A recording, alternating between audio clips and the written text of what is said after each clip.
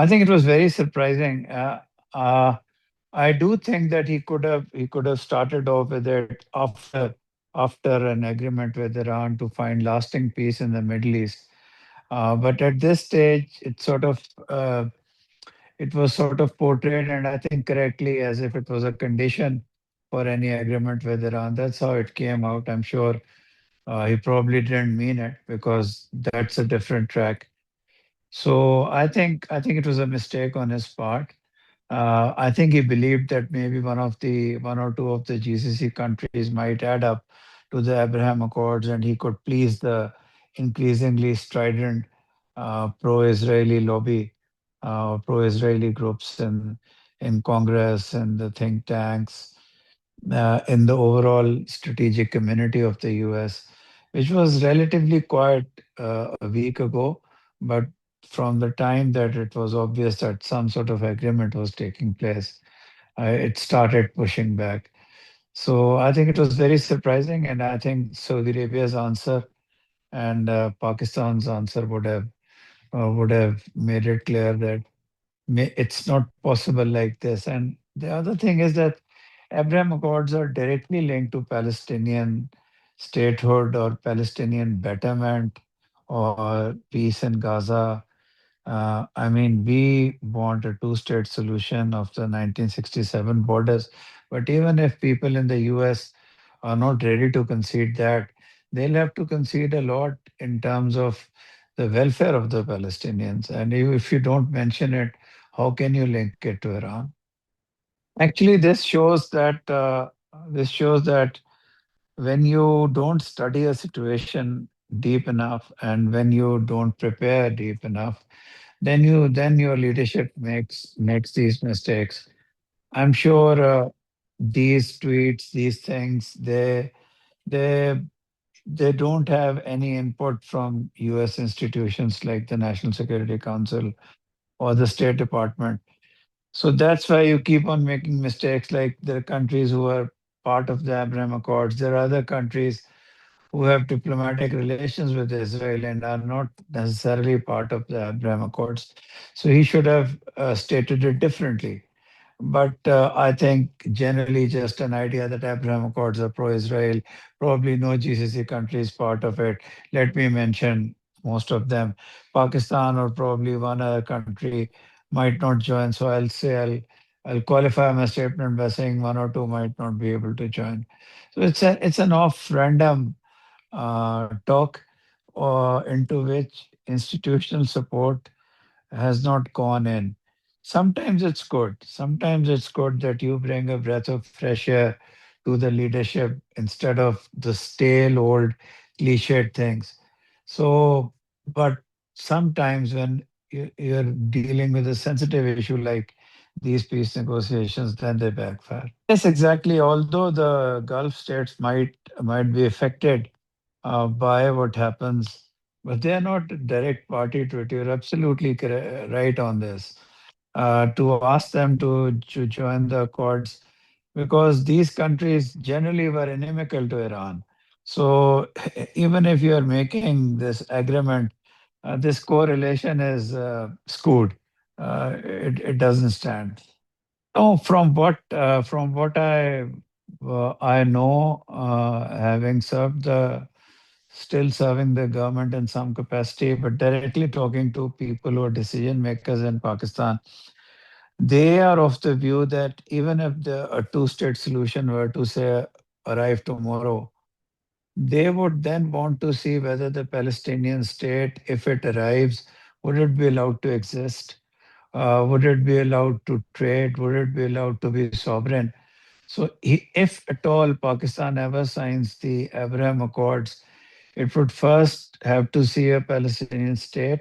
Second, it would have to see it functioning and a general propensity of the world, and by the world we mean the US and Israel, to let that state live, to not prosecute it as a state. So Pakistan is far, far away from joining the Abraham Accords. No, I think I can well foresee a time when the US Pakistan relationship would again be bad. I can foresee that. because this is what the world is like. Uh, Praises of our leadership without it translating into any assistance which would help the Pakistani people. And for that, the Pakistani state is also to blame. Americans, if you don't ask the other state what you need, and you keep on agreeing to everything, then nobody is going to help you if you don't know how to help yourself.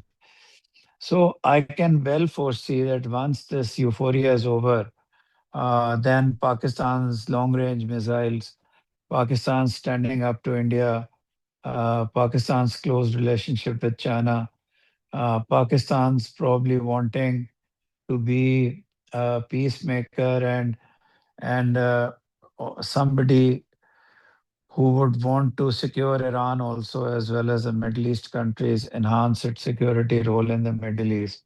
I don't want to use cliches like net security provider and all that. So um, if that happens, then Pakistan might come into clash with the Americans. And then, even if we leave all of this, in a post Trump world, when US institutions would probably reign supreme or have more say in policy making, they're screwed against Pakistan. The State Department is screwed against Pakistan. The National Security Council is. The Pentagon is better. But so just imagine uh, that in the May conflict last year, you had a non-Trump administration. I can assure you that the euphoria that exists between Pakistan and the US would not have existed. Yes, they would have praised Pakistan. Yes, they would have been keen towards Pakistan. But this bonhomie, this centrality, it's personalized.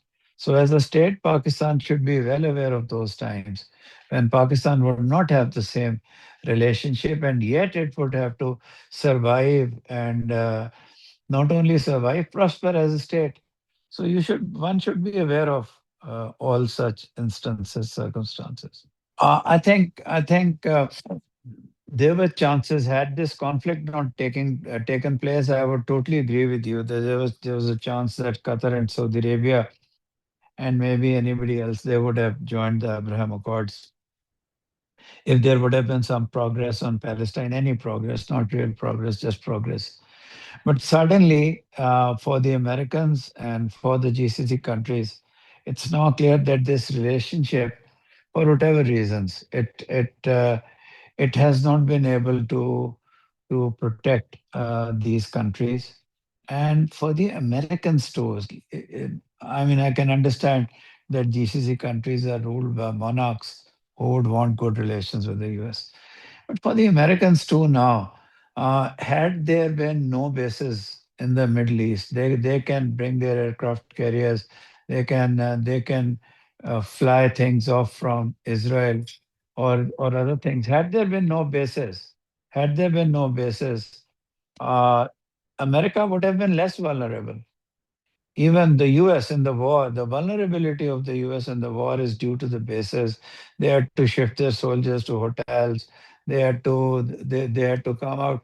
So I think the limits of this relationship are now clear.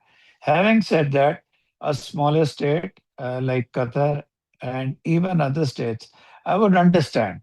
I would understand if they would want to join the Abraham Accords without any significant progress. I'm sure Saudi Arabia won't, without any significant progress on Palestine to secure themselves still, despite what has happened.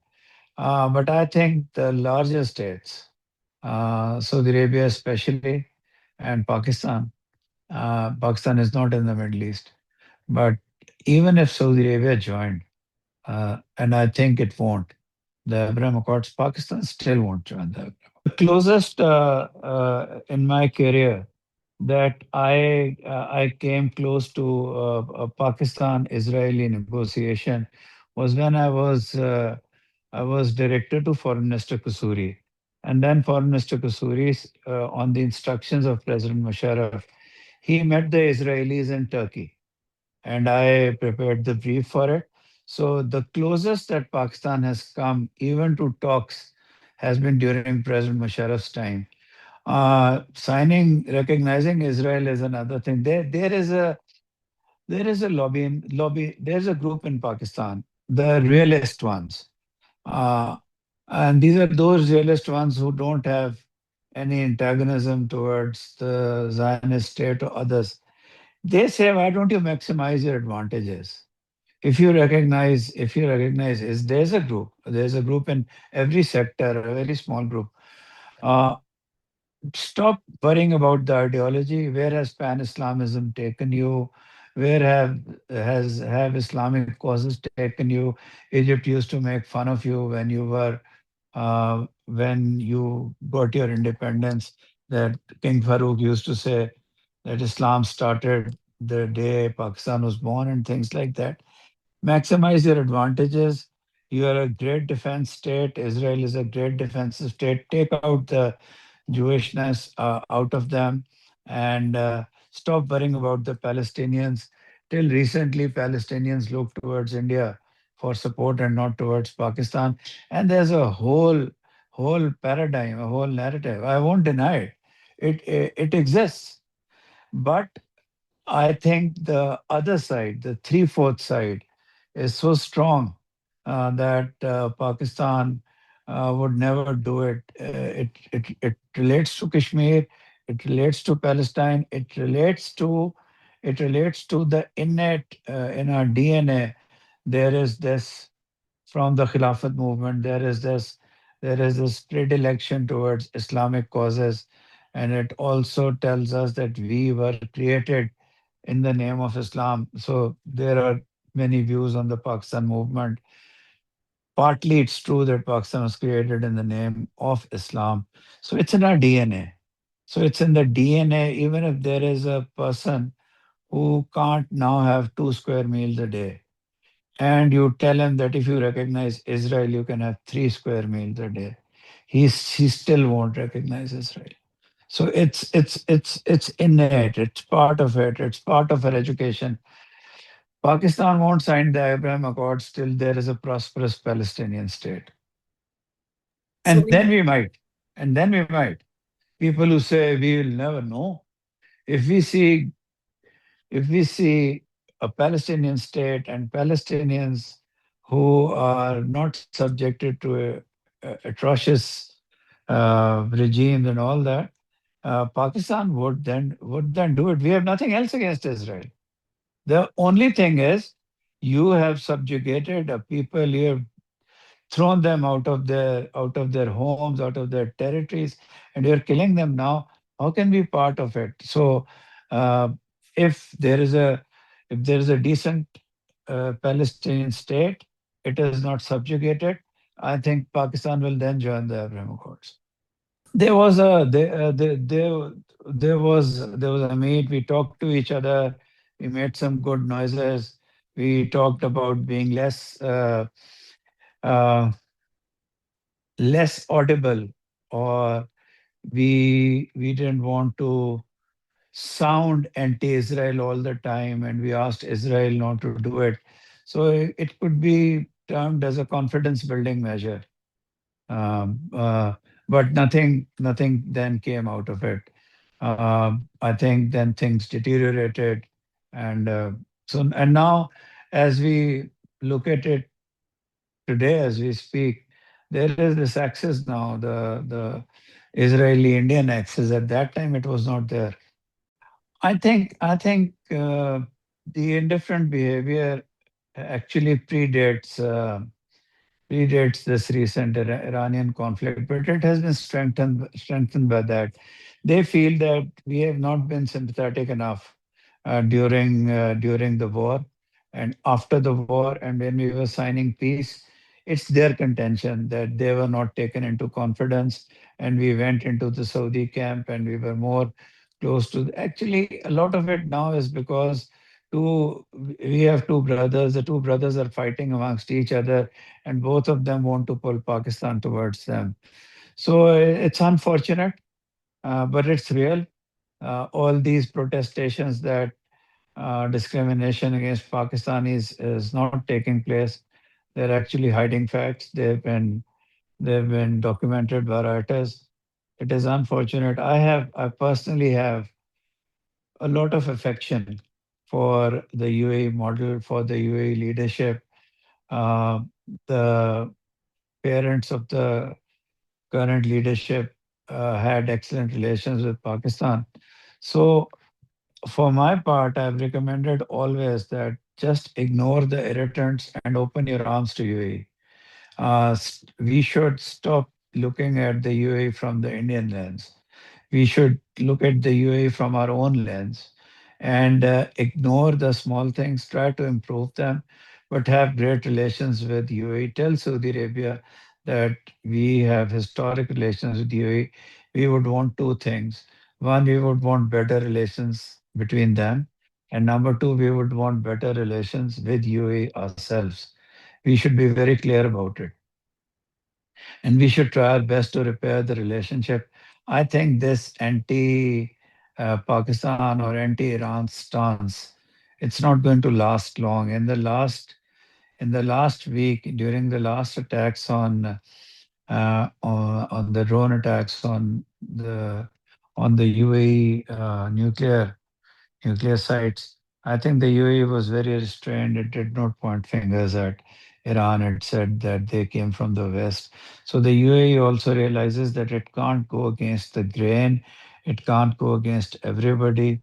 The UAE has seen during two BRICS summits extremely anti-UAE behavior by GCC and other countries because of their not agreeing to label Israel as a genocidal state, and their siding with India has led to other countries now considering UAE in a different light. There have been direct fights with the Iranian delegations, with the Iranian foreign minister and all during BRICS. I think it should be an eye opener for UAE that they are standing, despite the wrongs they might feel, they are standing on the wrong side of history. And I think they've been in touch with Pakistan recently. Which level, I don't know, but it was announced. So if they have been, maybe it's a beginning. I think the UAE will try to claw back into the GCC fold, and we should, as if we consider ourselves a larger country in terms of population, in terms of strength, we should not react, especially on social media, to provocations. We should have a very, very large heart towards UAE, and a lot of Pakistanis get their bread and butter from there. It has been pro-Pakistan during its history. If there are problems, we should take a trip. We should go to the UAE. The leadership should go. It should explain things. It should mend things. I'm very sorry to say that in the past 2, 3 weeks, there have been no visits to the UAE. I think Pakistan needs to visit. Pakistan needs to force a visit to the UAE, sit face to face, explain things, and mend this relationship. We should not let this relationship go south. We'll have to have a lot of introspection and see whether, number one, do we make more enemies or not? One. Number two, do we have the strength to do it given our internal problems? For that, you need a central nervous system of the state, which I believe is very diffuse at the moment in Pakistan. It's never very good in any state. Just look at what the US is doing. But we need to introspect a lot. But I think, given the fact that we are on a train that goes into the Middle East, we should not shy away from it. But even before our so-called intellectuals are making a case for it, I think a month, 2 months back, I am a strong believer that Pakistan should have a defense relationship with Iran, uh, and taking GCC into confidence. Some people call it a long shot, but that's the only thing that will protect Iran from going somewhere else, or finding its own ways later on. It's the only way you can protect Iran from attacks. It's the only way you can have a robust economic relationship with Iran, the oils and the gas pipelines and everything. And we should tell India that it's not against India, and we should move forward. So I think Pakistan, if Pakistan goes into a cocoon now and does not extend itself into the Middle East, then it would again miss a moment. These moments don't come again and again. Having said that, you should introspect. Pakistan is totally blind. The budget is coming. Pakistani government, and I mean both governments, the uniformed and the ununiformed, are totally blind to the plight of the Pakistani people. They need to wake up now, think about the Pakistani people. You can't say that the Minister of Finance is responsible for the Pakistani people. Or you can't say that only the prime. This is a hybrid regime, the hybridity of the minds needs to be together, and they need to find a solution. You need to protect the people from rises and from price rises. Although this is an international affairs dialogue that I am doing with you, last night's two statements by two ministers um, are a reflection of what is happening domestically in Pakistan. In its very noble endeavor to solve a world's problem, Pakistan is neglecting internal reform. Uh, and it's not only economic reform, it's how to provide solace to the people. We are neglecting. So one of the ministers was not allowed to go on a flight to GB. The other minister had to pay 80,000 rupees to have a transfer, 80,000 rupees in rishwat to have a transformer to restore electricity. The heat is coming. We're going to face the heat, and in Karachi and in Islamabad and everywhere, some sectors are going to be saved from it, the elite ones. Others are going to suffer. And this would bring into the fore our wrong solar policies, are a totally neglected domestic sector. What I mean to say is, when you are extending yourself to the Middle East, think about Pakistanis. Try to find a dividend for them. That's very important. Had Israel not be uh, had it not been present during Sindoor, or had we not known that it's actively assisting India in probably the next multi-domain war that Pakistan and India have, um, then it would have been a cost-benefit analysis. But they're already on our borders. They're already against us. They're already assisting India. They're going to make up for Indian deficiencies in electronic warfare. So you already have the enemy at the gate. So why not make more friends? Again, it's very difficult. The question that you have raised is very pertinent. You have to have your best minds together, a very few of them, not a whole exercise. And then you have to look at how you decide about Pakistan's public policy in the next 5 to 10 years. And then you make these decisions.